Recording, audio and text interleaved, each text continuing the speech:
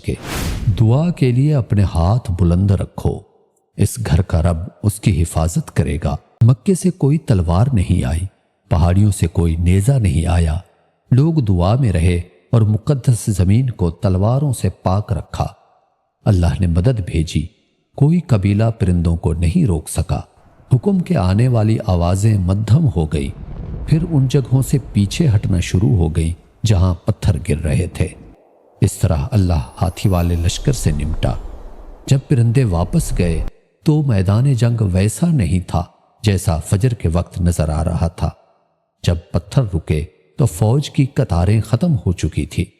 بہت سے وہیں گر گئے جہاں وہ کھڑے تھے، وہ جو جنوب کی طرف مڑے سڑک پر گر گئے۔ مکے سے کوئی تعاقب نہیں ہوا، اور روایات کہتی ہیں کہ زیادہ تر وہیں مر گئے، باقی واپس راستے میں مر گئے۔ جہاں تک ابرہہ کا تعلق ہے، وہ شدید زخمی ہو گیا، اس کے زخم میں زہر پھیل گیا۔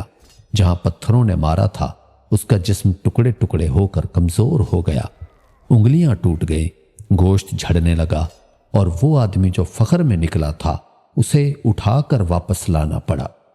وہ کمزور ہوتا گیا اور اس گھر سے دور ایک بری حالت میں مر گیا جسے اس نے گرانے کی قسم کھائی تھی۔